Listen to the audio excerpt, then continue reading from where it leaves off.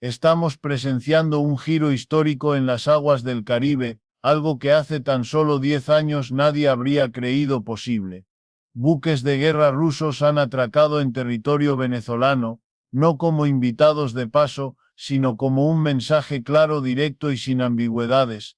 El tablero geopolítico ha cambiado. Esto no es simplemente una maniobra militar, es una reconfiguración profunda del equilibrio de poder que Estados Unidos ha dado por hecho en su propio patio trasero desde hace casi 200 años.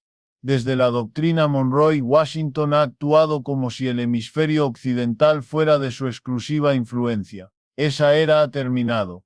La llegada de la flota rusa a Venezuela marca el fin de esa suposición, y el inicio de una nueva era donde otros actores globales reclaman su espacio. Venezuela no es solo un país cualquiera, tiene las reservas de petróleo más grandes del planeta. Y ahora, se convierte en el campo de juego de una confrontación mucho más amplia. Pero para entender esto, debemos retroceder, porque nada de esto es nuevo.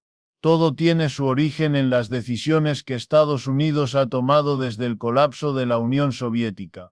Tras ganar la Guerra Fría, la gran potencia estadounidense no eligió la inclusión, ni la cooperación, ni la construcción de un nuevo orden equilibrado. Eligió la expansión. La OTAN avanzó hacia el este, país tras país, hasta quedar a las puertas de Rusia. Polonia, Hungría, Eslovaquia, los países bálticos, Rumania, Bulgaria, cada paso fue visto por Moscú como una amenaza existencial, no era paranoia. Y era geografía, historia y supervivencia. George Kennan, quien diseñó la estrategia de contención durante la Guerra Fría, advirtió con claridad la expansión de la OTAN sería el error más grave que Estados Unidos podría cometer. Nadie le escuchó. Y en 2008, en la cumbre de Bucarest, se cruzó la línea roja al anunciar que Ucrania y Georgia entrarían a la alianza. Para Rusia, eso fue inaceptable. Ucrania no es cualquier vecino, es el origen de su propia civilización. Es Kiev, donde nació lo que hoy es Rusia. Imaginan un ejército extranjero a unas pocas horas de Washington, exactamente lo mismo sienten ellos. Y aún así, Estados Unidos siguió adelante, convencido de que Rusia estaba rota, que nunca reaccionaría, que el mundo seguía girando a su ritmo. Pero el mundo cambia. Y cuando el desprecio se vuelve patrón, las respuestas también se reconfiguran. Ahora, ¿qué tiene que ver eso con Venezuela? Todo. Porque el mismo manual que usó Estados Unidos en Europa del Este, lo aplicó en América Latina. La idea de que este hemisferio le pertenece, de que los países aquí deben alinearse a sus intereses o ser castigados. Hugo Chávez llegó al poder en 1999 democráticamente, con una promesa social que beneficiaba a los más pobres usando la riqueza petrolera del país. No era perfecto, tenía defectos, como cualquier gobierno, pero fue elegido. Y como desafiaba los intereses económicos y estratégicos estadounidenses, se convirtió en blanco. En 2002 hubo un golpe de Estado. Estados Unidos lo respaldó. No funcionó, pero el hostigamiento continuó. Luego vino Nicolás Maduro. Y en vez de diálogo vino la presión máxima, sanciones tras sanciones, no contra individuos, sino contra todo un país. Se bloquearon sus ingresos, se le impidió vender petróleo, se congelaron miles de millones de dólares de sus activos. El resultado fue devastador. La economía se contrajo más de 3/4 partes. Hospitales sin medicinas, luces que no encienden, personas muriendo por enfermedades curables. Millones de venezolanos huyeron, no por odio al socialismo, sino porque vivir se volvió imposible. Y no fue un accidente. Un alto funcionario estadounidense dijo literalmente que el objetivo era hacer gritar a la economía para forzar un cambio de régimen. Eso suena a defensa de la democracia. Para el resto del mundo, eso se llama castigo colectivo. Y es ahí donde Venezuela busca aliados. Rusia, China, Irán. Países que también han sentido la presión de Washington, que saben lo que es ser aislados, sancionados, señalados. Rusia ve en Venezuela una oportunidad, proyectar poder lejos de sus fronteras, mostrar que puede competir en el hemisferio norteamericano. Venezuela gana un escudo, armas, apoyo técnico y económico, y más que nada un contrapeso. Desde 2008 OPEs rusos han visitado Caracas periódicamente, pero ahora estas maniobras tienen otro peso. Hay asesores militares rusos en Venezuela, hay defensas aéreas y aviones de combate entregados, hay inversiones en petróleo, hay presencia. Y el mensaje es claro: si ustedes ponen bases a nuestras puertas, nosotros podemos estar en su patio trasero.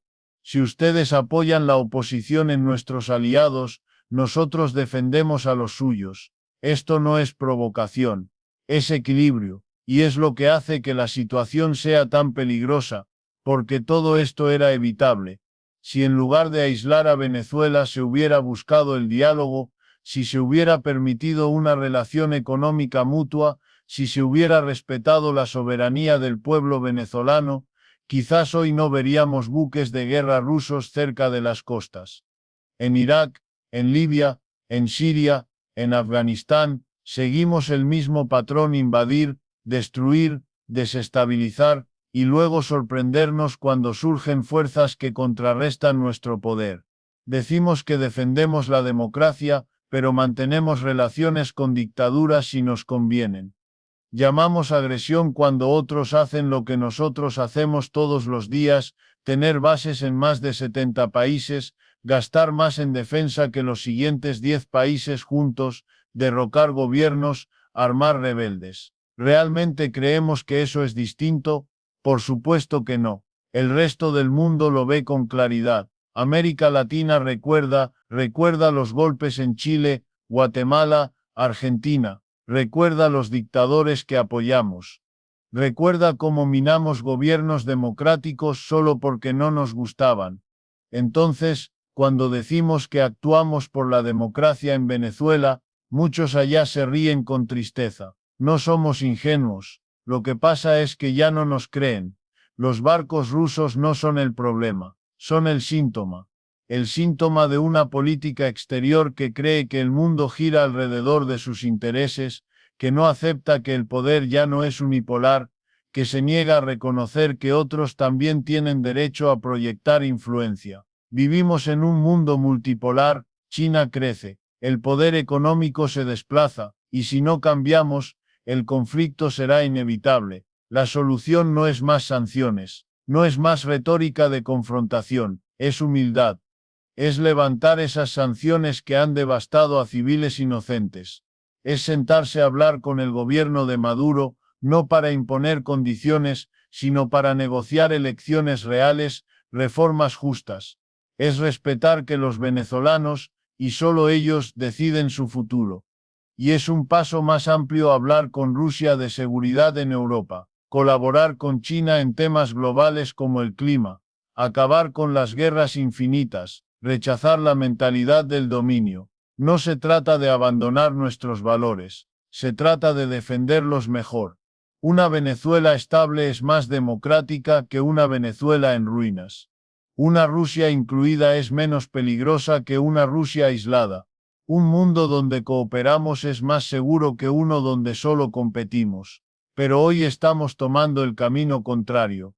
Más bases, más armas, más sanciones, más gastos militares, mientras nuestras ciudades se caen y nuestras comunidades sufren. Y todo para mantener una idea del mundo que ya no existe. Si no cambiamos, el próximo incidente no será solo una visita de buques. Podría ser algo mucho peor. Los barcos rusos en Venezuela son una advertencia. No es demasiado tarde para corregir el rumbo. La pregunta es si tenemos el coraje para hacerlo. Si estás viendo esto y sientes que algo tiene que cambiar, que el mundo no puede seguir así, que merecemos una política exterior más inteligente y menos destructiva, entonces este contenido es para ti. Suscríbete a este canal, porque cada semana profundizamos en estos temas que definen nuestro tiempo.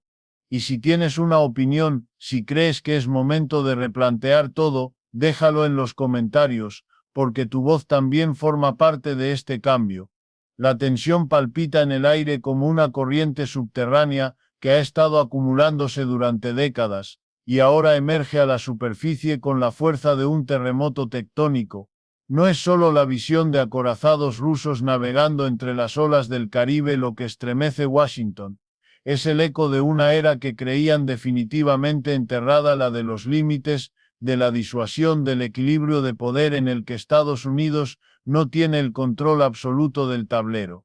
Estamos presenciando no un choque militar inminente, sino una transformación silenciosa que se ha ido horadando desde dentro, como un río subterráneo que un día abre el suelo y reconfigura el paisaje. Y Venezuela, con sus playas tropicales y su suelo impregnado de petróleo, se ha convertido en el epicentro simbólico de esa ruptura. Cada misil en sus bases, cada maniobra conjunta con la Marina rusa, cada declaración de cooperación energética con China, es un clavo en el ataúd de la vieja idea de que América Latina es un feudo inmutable, dócil, accesible. La realidad es que el mundo ya no acepta la narrativa de la excepcionalidad estadounidense como si fuera ley natural. Rusia no ha venido a invadir, pero ha venido a plantar bandera, a recordar que el poder no se mide solo en bases militares desperdigadas por el planeta, sino en la capacidad de proyectar presencia donde antes parecía impensable. Y lo hace no solo con barcos, sino con contratos, con acuerdos de inversión, con tecnología de defensa de punta que transforma a Venezuela en un nodo estratégico. Satélites comunicacionales rusos, radares avanzados, sistemas de defensa antimisiles como el S-300, todo instalado en plena latitud cero, a solo horas en cohete de Miami. No es una amenaza directa, pero sí una disuasión clara. Cualquier intento de intervención directa no será un paseo militar, será un cálculo extremadamente costoso, y Washington lo sabe, lo siente, y su reacción no ha sido de calma, sino de nerviosismo, de declaraciones altisonantes, de reuniones de emergencia en el Pentágono, de alertas lanzadas a aliados como Colombia y Brasil. Hay que aislar aún más, hay que aumentar el cerco, pero el problema es que el cerco ya no cierra, porque mientras Estados Unidos aplica sanciones, China profundiza acuerdos. Mientras bloquean dólares, Irán envía buques cisterna y tecnología para esquivar embargos. Mientras aíslan diplomáticamente, Rusia firma contratos para explotar campos petroleros en la faja del Orinoco, el mismo yacimiento que algunos analistas consideran el más grande del mundo. Y el círculo de alianzas no se detiene allí. Venezuela ahora tiene relaciones activas con Turquía, con Argelia, con Vietnam, con Sudáfrica, con naciones del sur global que ya no ven a Estados Unidos como la única fuente de legitimidad ni de desarrollo. Esta no es una guerra convencional, es una guerra de estructuras, de redes comerciales, de cooperación tecnológica, de diplomacia del pragmatismo. Y en esta nueva batalla, lo que Estados Unidos llama injerencia extranjera, otros lo llaman soberanía en acción. El doble rasero es evidente cuando Estados Unidos coloca bases en Turquía, en Japón, en Alemania, en Qatar, es estabilidad democrática. Cuando Rusia permite que sus buques recaliquen en Caracas, es amenaza a la seguridad regional. Pero la historia no la escriben las etiquetas, la escriben los hechos. Y el hecho es que el modelo de dominancia unilateral ha comenzado a fisurarse. Lo vimos en Siria, donde Rusia entró cuando Occidente creía haber ganado sin disparar un tiro. Lo vimos en Afganistán, cuando el ejército más poderoso del mundo abandonó el país como si huyera, dejando un vacío que China e Irán llenaron inmediatamente. Lo vimos en África, donde empresas chinas construyen puertos, ferrocarriles y centros de datos, mientras Occidente llega con condiciones y moralismos. Y ahora lo vemos en América del Sur, donde la presencia rusa no es casualidad, es consecuencia.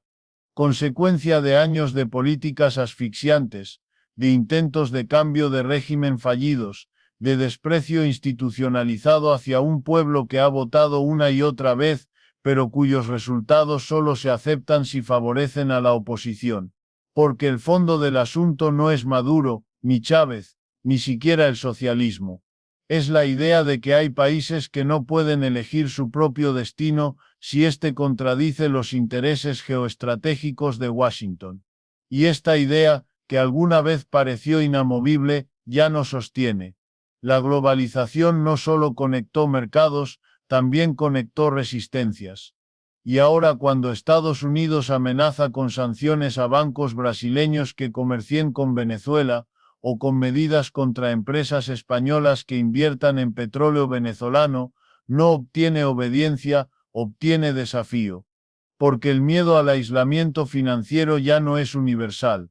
Existe una alternativa a mecanismos de pago en yuanes, en rublos, en petromoneda, incluso en criptomonedas, que permiten esquivar el sistema Situbiz, que hasta hace poco parecía el único camino posible. El dólar sigue siendo fuerte, pero ya no es omnipotente.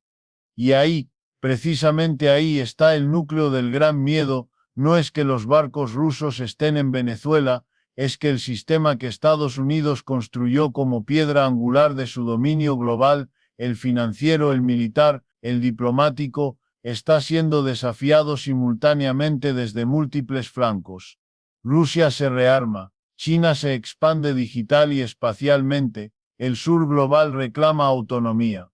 Y en América Latina, países que alguna vez parecían divididos entre progresismo y derecha, ahora miran con nuevos ojos. México profundiza vínculos con Rusia. Bolivia fortalece su alianza con China. Nicaragua, con más de 20 bases militares rusas en construcción, se convierte en un eslabón clave. Y Brasil, a pesar de sus tensiones internas, no rompe relaciones con Venezuela ni con Moscú, porque su clase empresarial sabe que el futuro no será solo Estados Unidos y Europa, será también el BRICS, será África, será el Indo-Pacífico. Este no es un retorno a la Guerra Fría, es algo distinto, una descentralización del poder, una fragmentación del control, una era de multipolaridad caótica, donde las alianzas son líquidas, los enemigos son circunstanciales, y el poder se ejerce no por la fuerza de las armas, sino por la densidad de las redes. Y en este contexto, la presencia de Rusia en Venezuela no es una anomalía, es un ejemplo paradigmático de cómo las potencias secundarias se convierten en actores primarios cuando el sistema les niega espacio. Rusia no tiene el poder económico de Estados Unidos, pero tiene músculo estratégico, determinación y sobre todo la ventaja de no tener nada que perder. Ya está sancionado, ya está aislado, ya está en guerra en Ucrania. ¿Qué le importa si lo sancionan más? Nada. Al contrario, cuanto más lo marginan, más sentido tiene para ellos proyectar poder lejos de su frontera, demostrar que no están solos, que tienen aliados, que el sistema occidental no es el único juego en la ciudad. Y cada movimiento que hacen en Venezuela, cada avión de combate Su-30 que despega desde bases venezolanas en maniobras conjuntas, cada contrato firmado para la extracción petrolera en la Amazonía, es un mensaje cifrado hacia Washington, no tienen monopolio sobre el orden internacional. Lo que sigue no es necesariamente una guerra caliente, pero sí una escalada de confrontaciones frías, buques espías estadounidenses merodeando cerca de las costas venezolanas, drones rusos vigilando flotas norteamericanas, operaciones de inteligencia encubiertas, hackers atacando infraestructura crítica, campañas de desinformación cruzadas. Es el nuevo campo de batalla, no es el suelo, es el ciberespacio, es la percepción, es la narrativa. Y en este terreno, Estados Unidos no tiene ventaja absoluta. Las redes sociales, una vez herramienta de subversión del orden en países del sur, ahora son usadas por Venezuela, Irán y Rusia para contar su propia historia, para mostrar imágenes de cooperación, no de caos. No es propaganda, es contranarrativa, y es efectiva, porque resuena en una generación global que ya no cree en la superioridad moral de Occidente.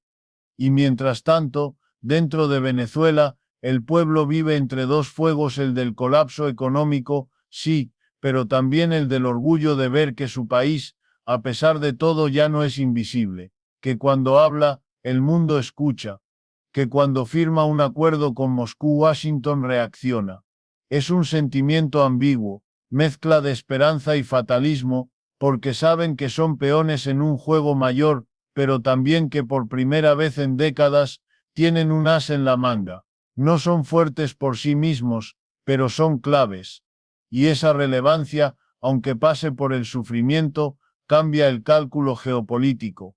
El próximo paso podría ser la reapertura de bases nucleares rusas en América Latina, como las de Cuba durante la crisis de los misiles. O este podría ser la creación de un sistema de alerta temprana ruso capacitado en Venezuela, capaz de detectar lanzamientos de misiles desde el hemisferio norte, desafiando el monopolio del sistema de defensa estadounidense. Y si eso sucede, el Pentágono no podrá fingir indiferencia.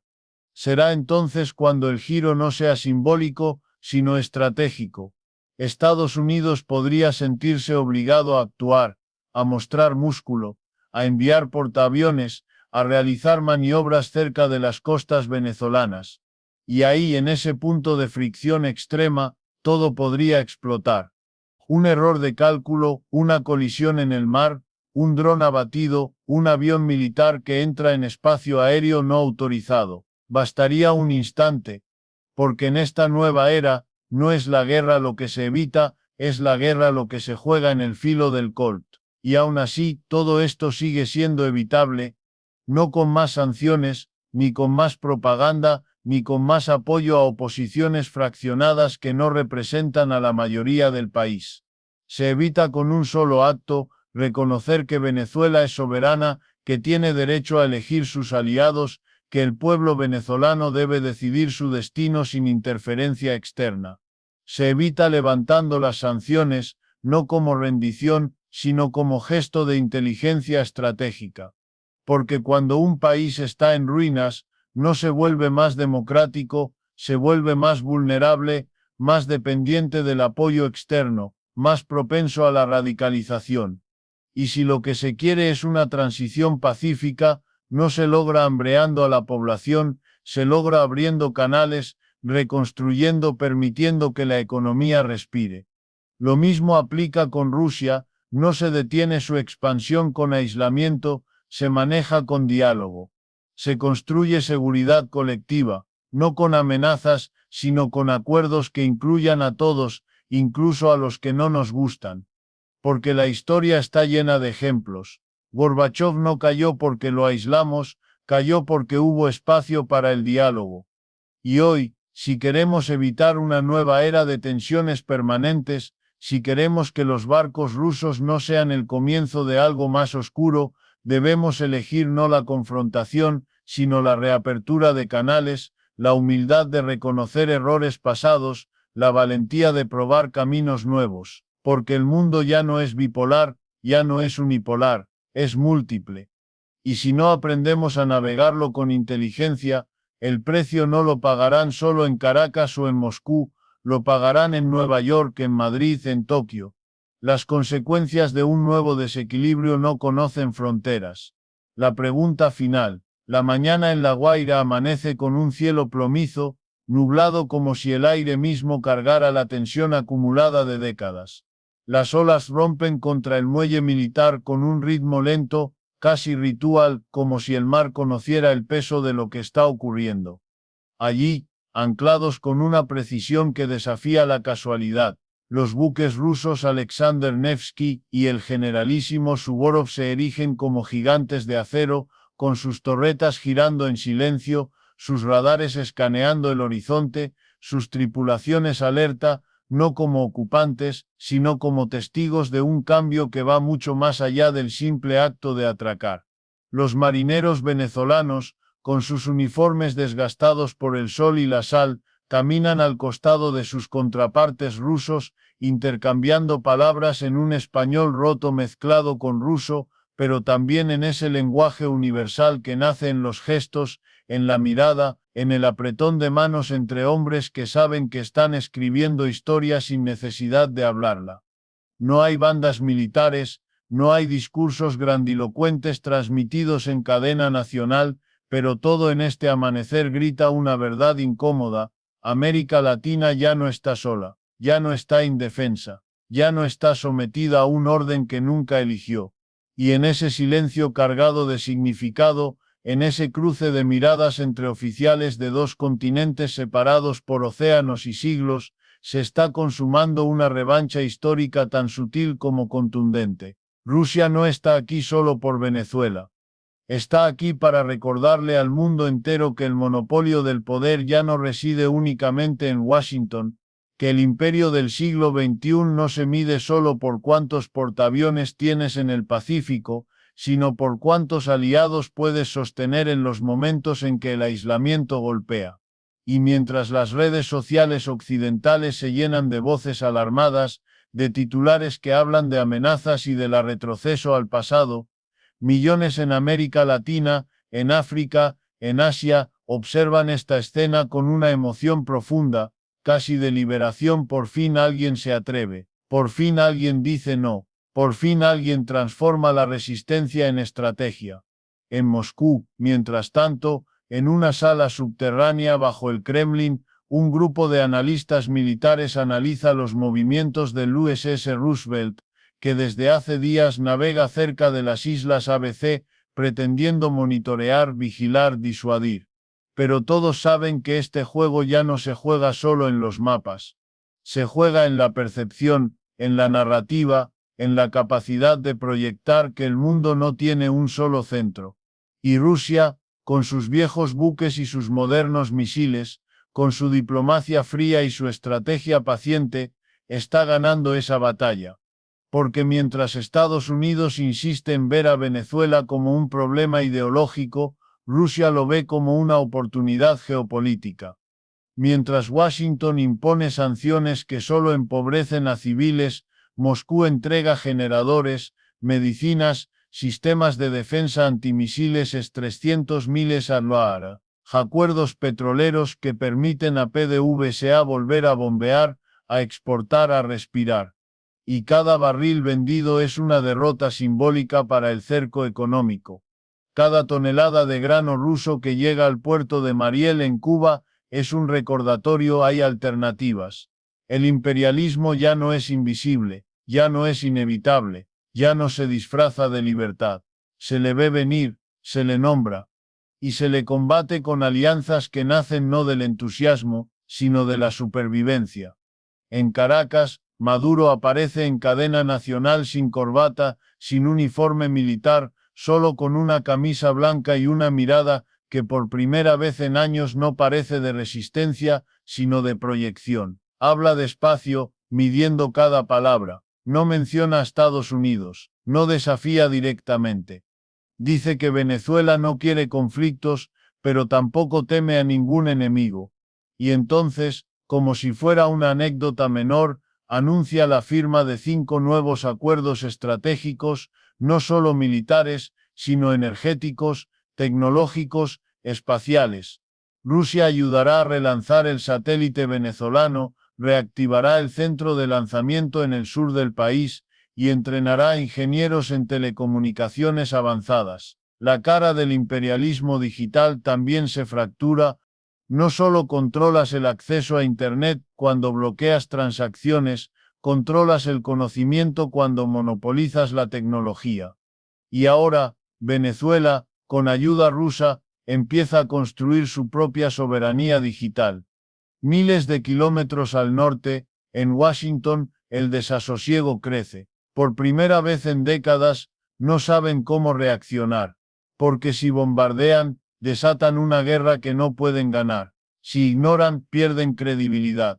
Si imponen más sanciones, solo fortalecen la narrativa de que Estados Unidos es un agresor, no un garante de paz. Sus aliados tradicionales en América Latina empiezan a vacilar. Brasil, bajo un gobierno renovado, anuncia consultas diplomáticas con Caracas. México rechaza nuevas sanciones. Argentina pide diálogo.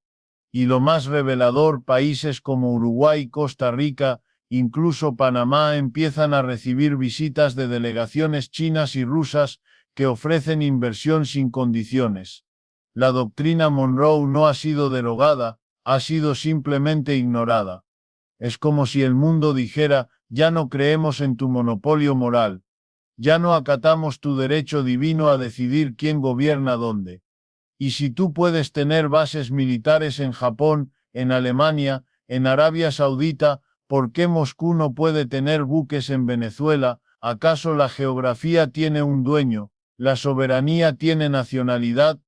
En las calles de Barquisimeto, mientras tanto, un grupo de niños juega fútbol cerca de un transformador eléctrico que por primera vez en 8 años funciona sin interrupciones.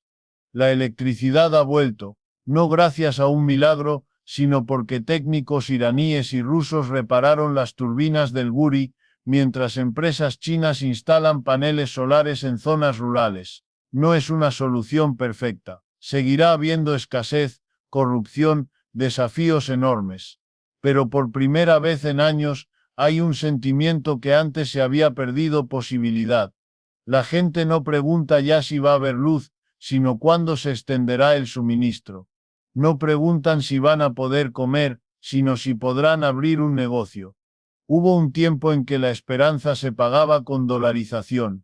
Ahora se paga con autonomía, con acuerdos, con resistencia.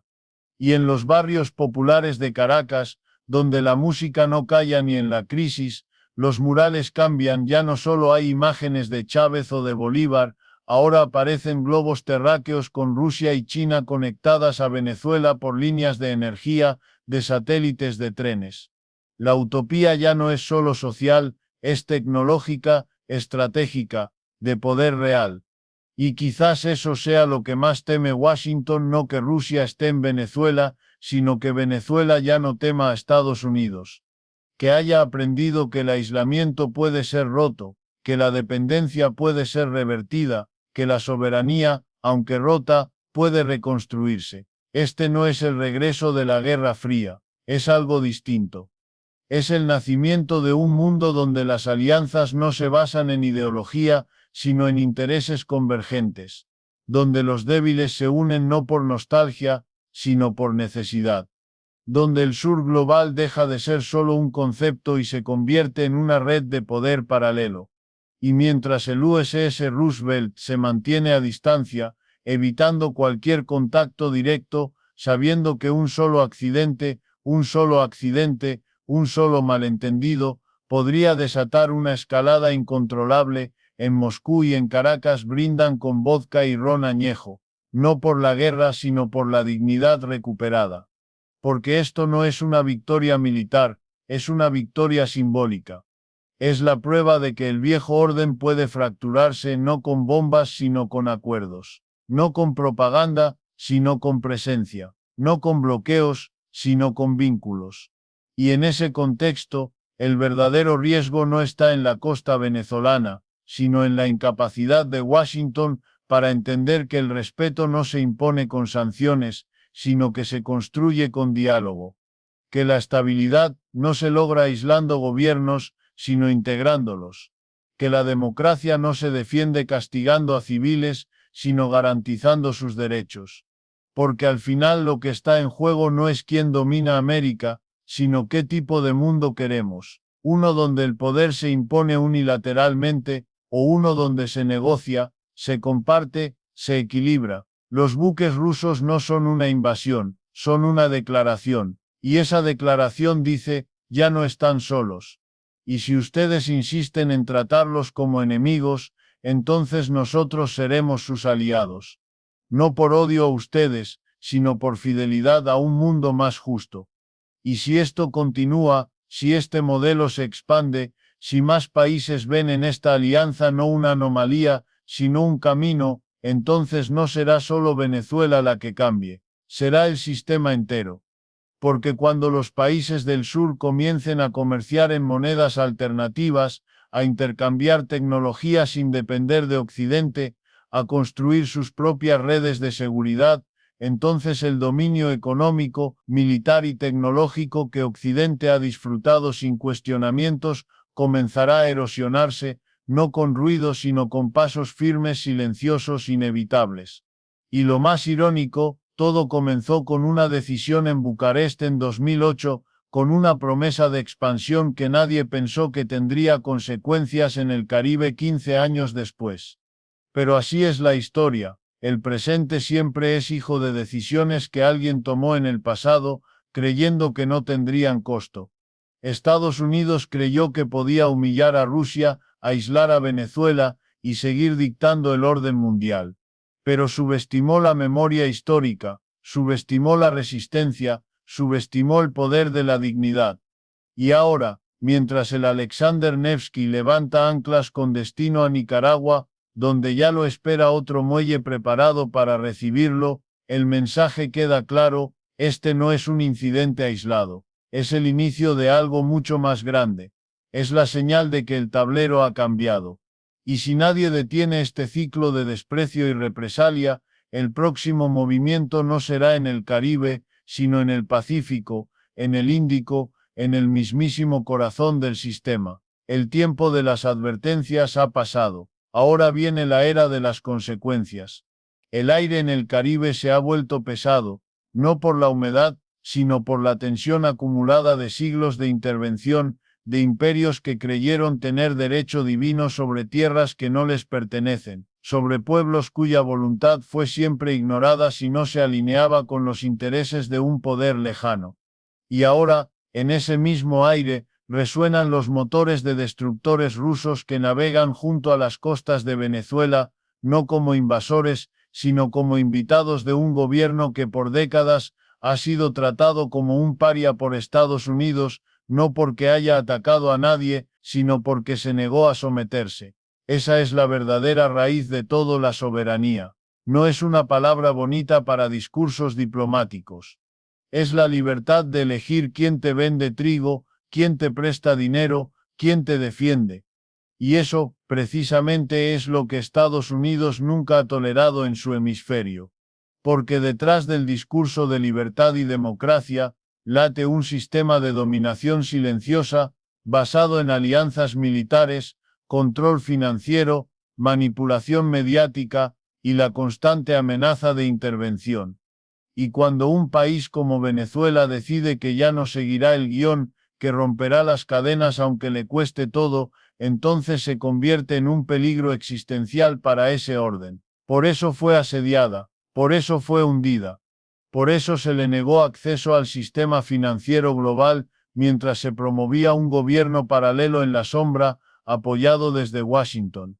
Pero lo que no calcularon fue que no estaban solo castigando a un líder, sino despertando un sistema de alianzas que ya no depende de ellos. Rusia, que ha sido rodeada por bases militares de la OTAN en todos sus flancos, que ha sido sancionada por años, que ha visto cómo su influencia es desafiada sistemáticamente en Ucrania, Siria y ahora en África, no se quedará con los brazos cruzados viendo cómo Estados Unidos repite la misma fórmula en el hemisferio sur.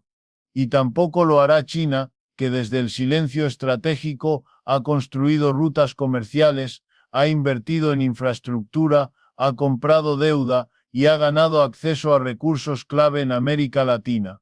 Cuando Rusia envía buques al Atlántico Sur, no es solo una exhibición de fuerza.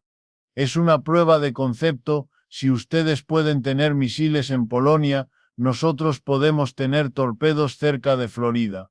Si ustedes entrenan y financian oposiciones en Venezuela, nosotros entrenamos y equipamos a su ejército. No es una escalada por gusto, sino por necesidad, por supervivencia geopolítica. Porque el mundo ya no acepta que una sola potencia decida quién tiene derecho a existir en términos de poder.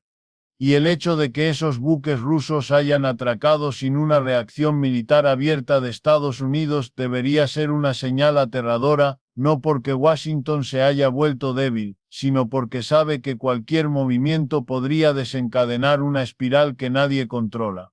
Porque si mañana una fricción menor en el mar Caribe lleva a un tiroteo accidental, si un avión venezolano es interceptado por una aeronave estadounidense, si un misil de prueba es malinterpretado en Washington o Moscú, el resultado no será una guerra localizada, será una guerra global. Y esta vez, no habrá un mundo libre contra el bando comunista. Esta vez será el choque entre un imperio que se niega a declinar y una nueva arquitectura global que ya no le reconoce el derecho de veto. Venezuela no es el centro de ese choque, es el campo de pruebas. Es el laboratorio donde se mide cuánto puede presionar Estados Unidos antes de que otros actores digan basta. Y lo que es más peligroso aún, cuánto está dispuesto a arriesgar Washington para mantener su dominio.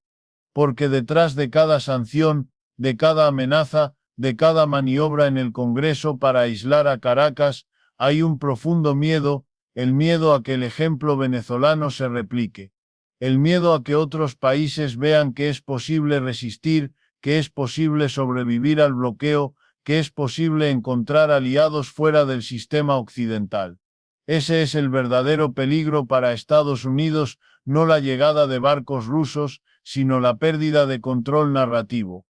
Porque ya no pueden decir con credibilidad que representan la democracia si sus acciones son idénticas a las dictaduras que critican, congelar activos, destruir economías, promover golpes, aislar gobiernos elegidos.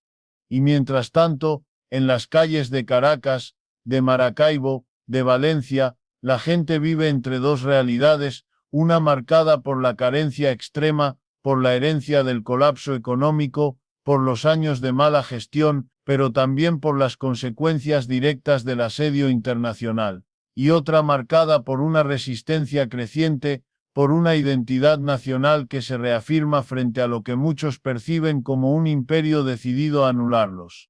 Y es en ese contexto que Rusia llega no solo con armamento, sino con un mensaje simbólico: no están solos. Ese mensaje resuena más allá de Venezuela, resuena en Bolivia, en Nicaragua, en Argentina, en México. Resuena en países que han sufrido intervenciones encubiertas, golpes económicos, presión del FMI, privatizaciones forzadas. Y ese eco está creando una nueva conciencia, la de que la independencia real no es solo política, sino estratégica y militar. Porque hoy, tener defensa aérea rusa, tener vínculos con Irán en tecnología de drones, tener refinerías chinas operativas en territorio venezolano, no es solo sobre supervivencia económica, es sobre disuasión. Es sobre decir, tocar Venezuela es tocar a Rusia, es tocar a China, es tocar un sistema de defensa colectiva que ya no gira en torno a Washington. Y esa realidad está obligando a repensar el concepto mismo de seguridad hemisférica. Porque si Estados Unidos insiste en tratar a América Latina como un dominio exclusivo, entonces el resultado no será el aislamiento de Venezuela, sino el aislamiento de Estados Unidos. Cada vez más países del sur global se niegan a tomar bandos. No quieren ser satélites de nadie. Pero también se niegan a ser castigados por tener relaciones con quien les conviene. Y es ahí donde el modelo de sanciones unilaterales empieza a quebrarse. Porque cuando el dólar deja de ser la única opción, cuando los pagos se hacen en yuanes, en rublos, en petromoneda regional, cuando el comercio fluye sin pasar por bancos estadounidenses, entonces el poder de coerción de Washington se desvanece. Y eso es lo que realmente asusta. No barcos en el mar, sino la irrelevancia creciente de un imperio que basó su poder en el control del sistema financiero global. Y mientras tanto, dentro de Estados Unidos, la élite política parece desconectada de esta nueva realidad. Siguen hablando de restaurar la democracia en Venezuela, como si el mundo fuera un escenario teatral donde ellos dirigen las líneas. Pero la gente en el terreno, los soldados en las bases, los diplomáticos en los consulados, los analistas en los think tanks, saben la verdad: que estamos en una nueva fase de rivalidad estratégica, donde la Guerra Fría no se limita a Europa, sino que se expande a océanos, a Internet, a redes financieras, a la producción de materiales críticos. Y en este nuevo tablero Venezuela es el punto de inflexión. Porque si Rusia mantiene su presencia allí de forma sostenida, si consolida una base logística, si profundiza su cooperación militar, entonces la estrategia del patio trasero se vuelve obsoleta. Y el Pentágono tendrá que enfrentar una verdad incómoda, que ya no puede actuar con impunidad en América Latina, que cualquier movimiento militar allí podría desencadenar una respuesta que no será solo regional sino global. Y es por eso que todo esto es evitable, no porque el conflicto no sea real, sino porque sus raíces son políticas, no inevitables. Si mañana Estados Unidos levantara las sanciones, reconociera al gobierno venezolano como interlocutor válido, ofreciera una mesa de diálogo sin condiciones previas, si mostrara al menos un ápice de la diplomacia que predica en los foros internacionales, entonces Rusia no tendría justificación para mantener una presencia militar creciente, pero no lo hará, porque para muchos en Washington, admitir que Venezuela tiene derecho a elegir sus aliados es admitir que Estados Unidos ya no es el centro del mundo, es admitir el fin de una era, es reconocer que el monopolio del poder ha expirado, y eso, más que cualquier arma, es lo que más temen. Así que seguirán con la retórica, con las sanciones, con las condenas, mientras los buques rusos siguen allí, como un recordatorio físico de que el mundo ha cambiado. Y el precio de negarse a verlo podría ser, no solo perder influencia en América Latina, sino perder una guerra que nadie quiere, pero que todos están preparando. Porque detrás de cada maniobra naval, cada ejercicio militar, cada declaración diplomática, hay un mensaje tácito: esta vez si hay guerra será total, y nadie saldrá ileso. Así que la pregunta no es si Rusia debe estar en Venezuela, sino por qué Estados Unidos se niega a aceptar que el mundo ya no le pertenece. Y mientras esa pregunta quede sin respuesta, los barcos seguirán navegando, no como un acto de guerra, sino como el síntoma de un sistema en colapso, donde el poder ya no se impone, se negocia. Y si no aprendemos a negociar, entonces no estaremos frente a una disuasión, sino frente al precipicio. Los buques rusos no zarparán por buenos deseos ni discursos vacíos, sino por decisiones valientes, por políticas que respeten a los pueblos y no los sometan. El petróleo venezolano no debe seguir siendo excusa para intervenir, ni pretexto para sancionar, sino herramienta para reconstruir vidas, sanear hospitales, encender hogares. Rusia no busca conquistar América, solo reclama un espacio en una mesa donde durante décadas se le negó el asiento. China observa, Irán avanza, y el mundo multipolar ya no pide permiso para existir, simplemente es. Estados Unidos puede seguir aferrado a una hegemonía que se desvanece como humo, o puede elegir ser líder de una era nueva, no basada en dominio sino en diálogo. Porque cuando el miedo gobierna, las armas hablan, cuando el respeto lidera, los pueblos deciden. Venezuela no pertenece a Moscú ni a Washington, pertenece a los venezolanos. Y cada bloqueo, cada orden ejecutiva, cada amenaza lanzada desde el norte, solo fortalece la resistencia de quienes ven en la soberanía su última frontera. No hay victoria militar en un mundo interconectado, solo hay consecuencias. Y las que estamos cosechando: el regreso de la Guerra Fría en aguas cálidas, la militarización del Caribe, el riesgo de un choque accidental que desate lo inevitable, no las querrá nadie. La alternativa no es teórica, se llama negociación sin condiciones previas, se llama levantar el bloqueo que ha hundido una nación, se llama reconocer que otros también tienen intereses legítimos. No es debilidad, es inteligencia estratégica. Es lo que separa un líder de un tirano, una potencia de un imperio en decadencia. El momento no es mañana, es ahora. Antes de que un incidente en alta mar se convierta en el detonante que nadie quiso. Por eso, si crees que la paz no es pasividad, que la diplomacia no es rendición, que otro mundo es posible pero requiere acción, entonces no te quedes en silencio. Suscríbete a este canal, comenta, comparte, exige. Porque el cambio no viene de los gobiernos, viene de nosotros.